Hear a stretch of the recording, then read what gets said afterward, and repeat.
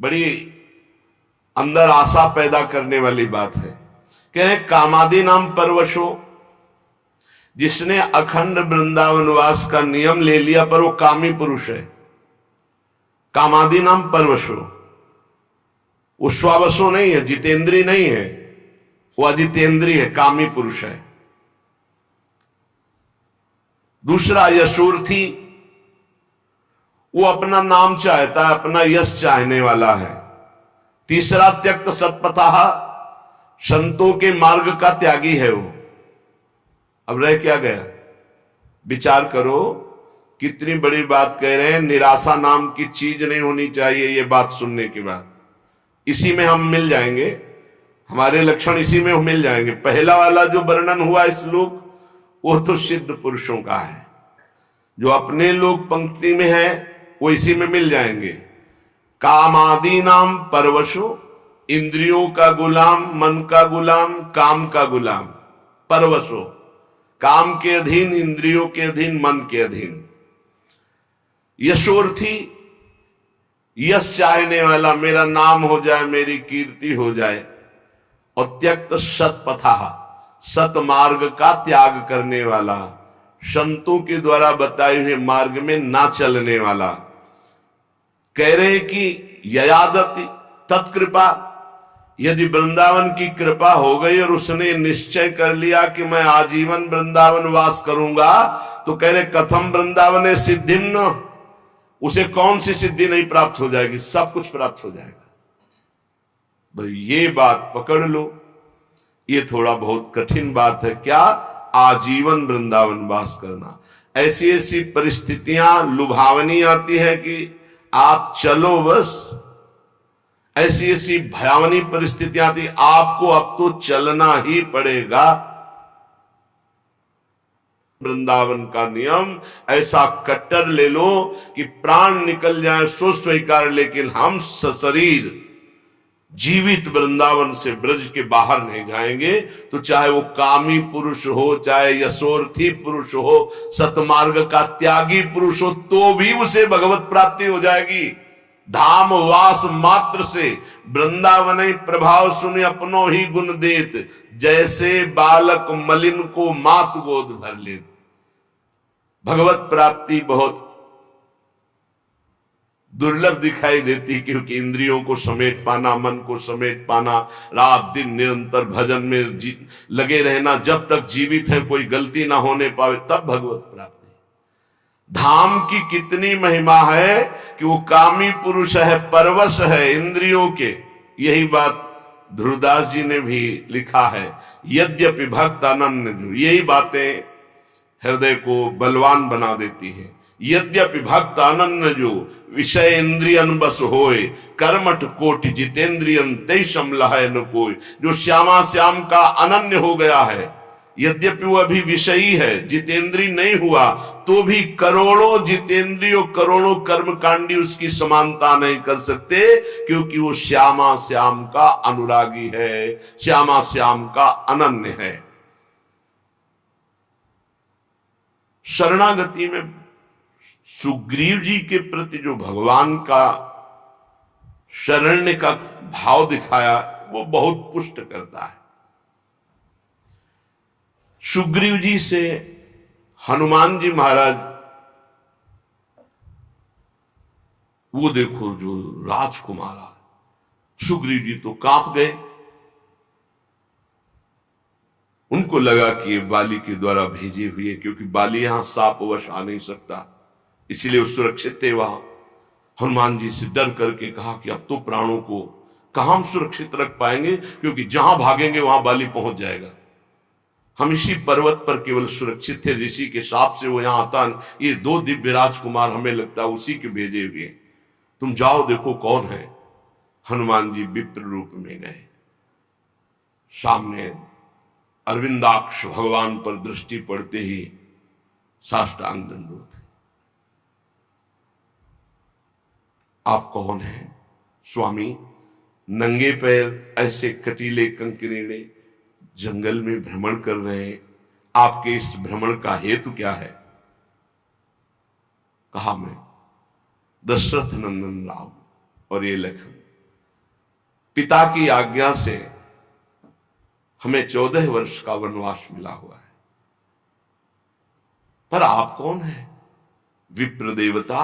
आप ऐसे मृदु वचनों से और आपको देखने से लग रहा है कि आपका हृदय बड़ा महान है, क्योंकि आंखों में अश्रु आपके भरे हुए हैं। आप कौन है? तो बोले, स्वामी मैं तो मंद बुद्धि भूल सकता हूं, लेकिन आप ऐसे पूछेंगे, मैं तो आपका सेवक हूं।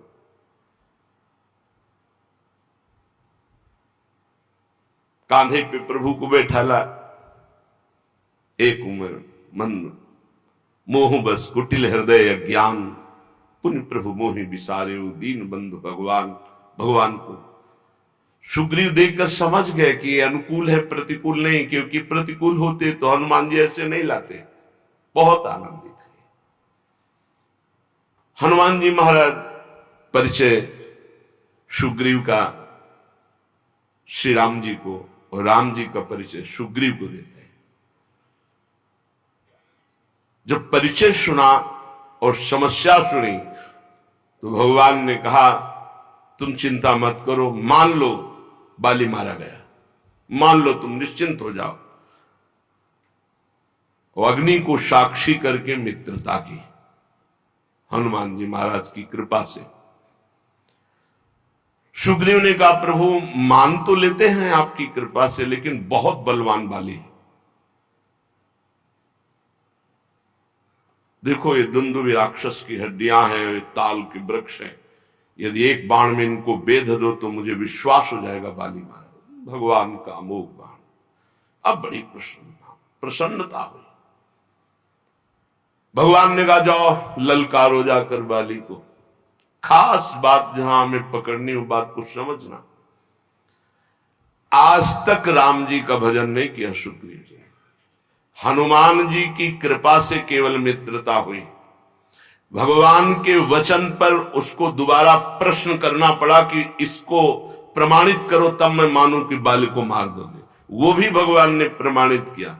भगवान ने कहा, जाओ ललकारो जाके। ललकार।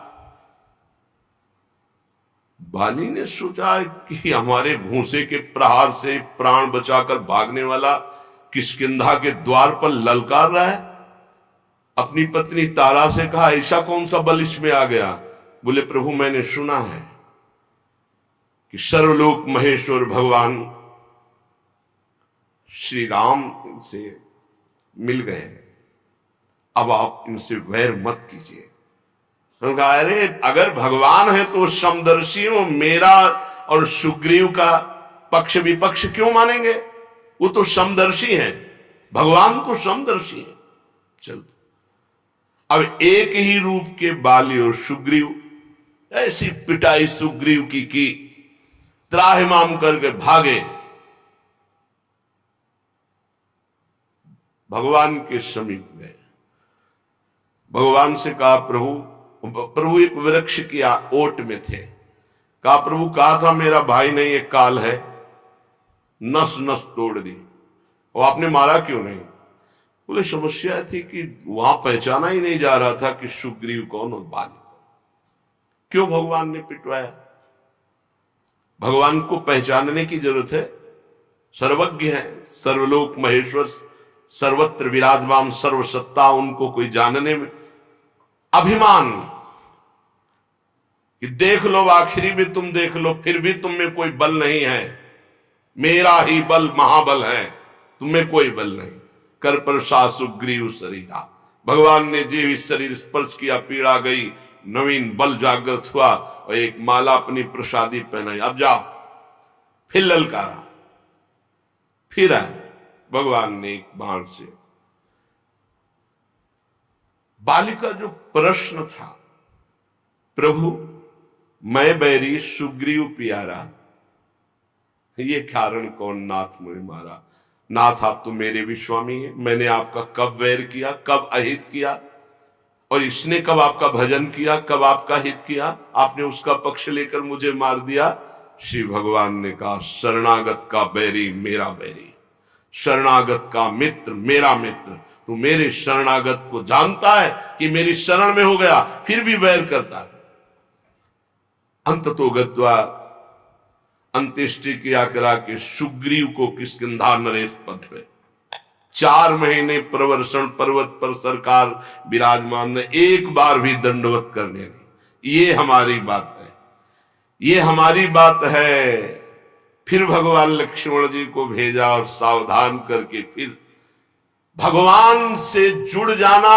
हमसे हो सकती भूल, हमसे कमी हो सकती है, हम अजितेंद्री हो सकते हैं, हम कामी हो सकते हैं, हमसे अपराध बन सकता है, लेकिन रहत न प्रभु चित चूक किए कि करत सुरत 100 बार ही। इसको मैंने स्वीकार किया है, ये मेरी शरण में है। वो केवल अपने स्वार्थ की वह शरण, तो भी भगवान उसे अपना शरणागत मानते। ऐसा स्वभाव उमा राम स्वभाव जे जाना, ताई भजन तज भावना।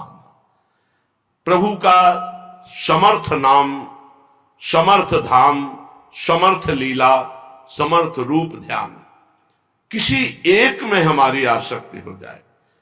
श्रीपाद कह रहे हैं कि यदि वो कामी पुरुष है, पराधीन इंद्रियों के मन के है, वो यश चाहता है, वो सतपथ त्यागी है, लेकिन उसने श्रीधाम वृंदावन के वास का अनन्य अखंड नियम ले लिया, अब उसको कौन सी सिद्धि नहीं प्राप्त हो जाएगी? सब कुछ प्राप्त हो जाएगा। ध्रुवदास जी कहते हैं वो अजितेंद्री है, विषयी है, लेकिन श्यामा श्याम का अनन्य हो गया है, तो करोड़ों जितेंद्रियों कर्मकांडी उसकी समानता नहीं कर सकते। विशुद्ध सत्व परमे श्रीमद वृंदावन त्वयि, कृतानंतापराधस्य त्वमेव शरणं मम, त्वमेव शरणं मम। हे प्रिया प्रीतम, मैं तुम्हारा हूं, बस। तवास्मीति तवास्मीति वदंतमपि, मैं आपका हूं, श्यामा श्याम। मैं कैसा हूं ये आप जानते हैं।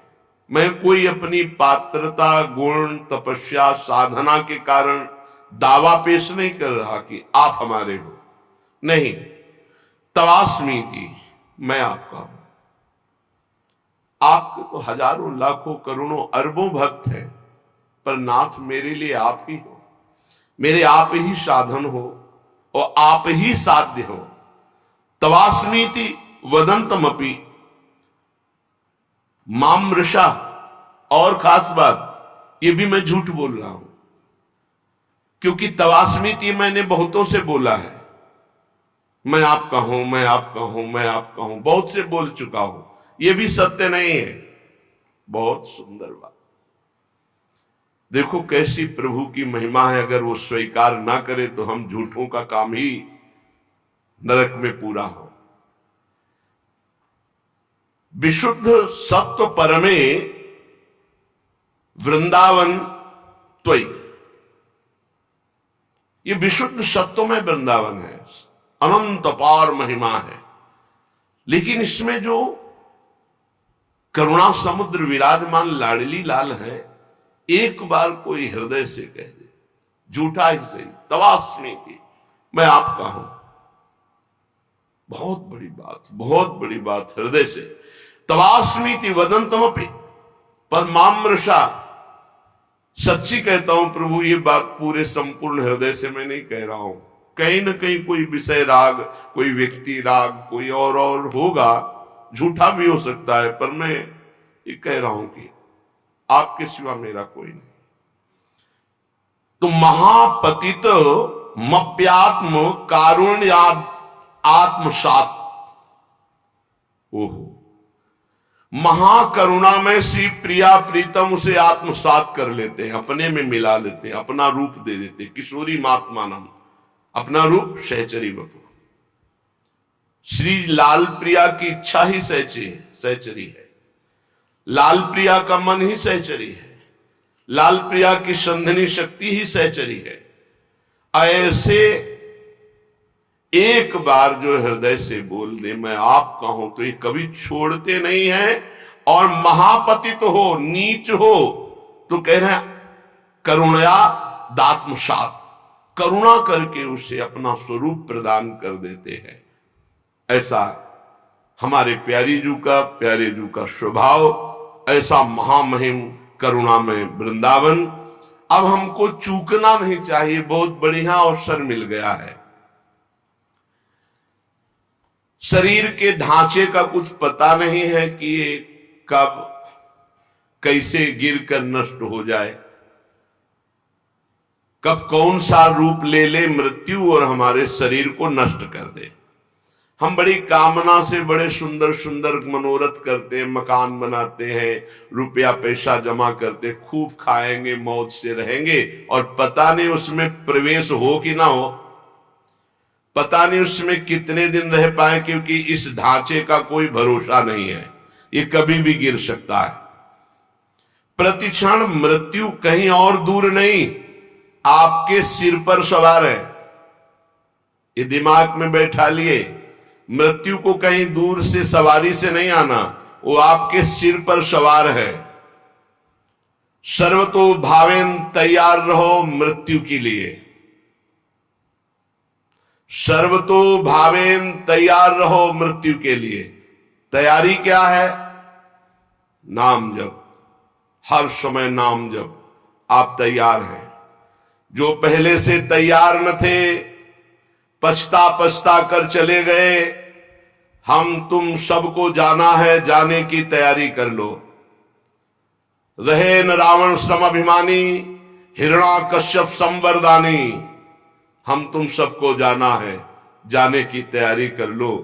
जो पहले से तैयार न थे, पछता पछता कर चले गए। प्रतिक्षण मृत्यु सर पर सवार है, सर्वतो भावेन मृत्यु के लिए तैयार हो जाओ। मृत्यु जीवन का अंत करेगी ही तुम्हारे, जीव का नहीं, जीव का नहीं, जीवन का। इससे जितना भजन कर लोगे तो तुम अपने स्वरूप का रहस्य जान जाओगे। मृत्यु शरीर को नष्ट करती, तुम्हें नहीं। यदि ये ज्ञान प्रबल जागृत हो गया तो मृत्यु की मृत्यु हो गई, निर्भय हो जाओगे। यदि ये बात ना हो तो प्रभु की शरण में हो जाओ तो निर्भय कर देंगे। एक ऐसी भूमा स्थिति जागृत हो जाएगी जहां मृत्यु का कोई भय नहीं है। अतएव सब तरह से सदा सर्वदा सावधान रहो।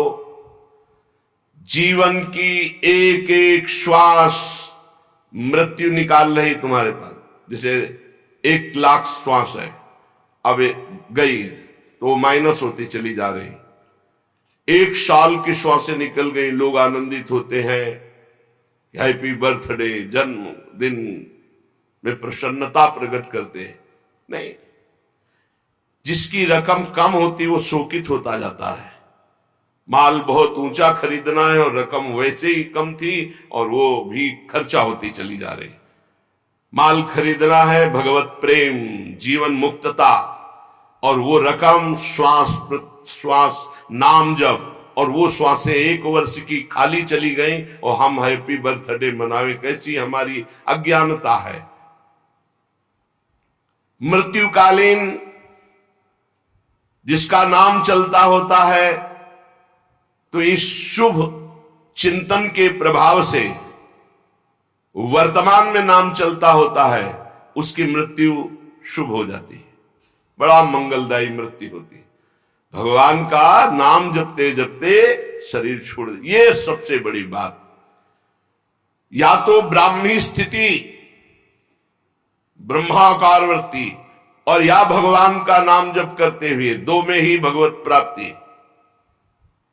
इससे मृत्यु को सदा पहचानो कि मेरे सिर पर सवार कभी भी हो सकती, घटना प्रतिघटना, कभी कुछ भी हो सकता है।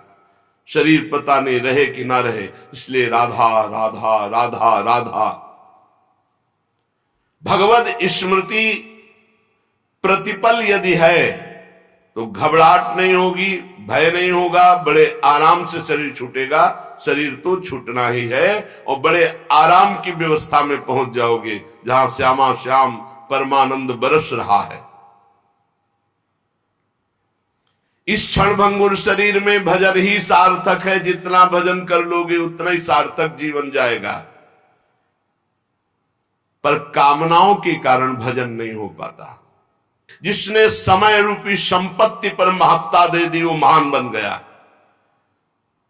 ये कामनाएं हमारे समय को भगवान से विमुख करके नष्ट कर रही है।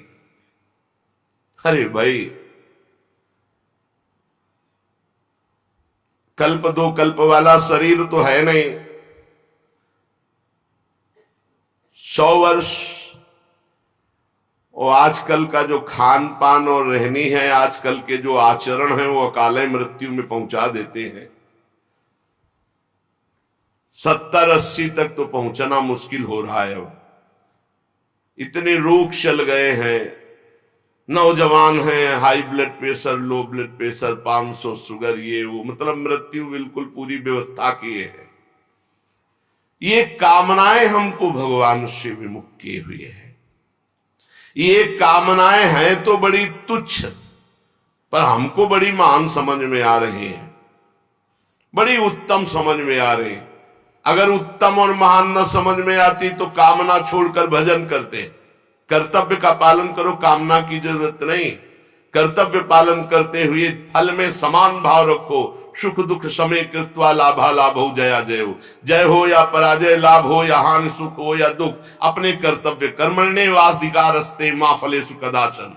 फल की इच्छा, फल में ही कामना, फल में ही दुर्गति, फल में ही बंध जाना, फल में ही भजन विमुख हो जाना है। भक्ति की कमी, कामना की वृद्धि, यही हमें भजन से विमुख किए हुए है। हम प्रभु को छोड़ करके अगर हमारी कामना भी हो तो किसी और की तरफ ना हो।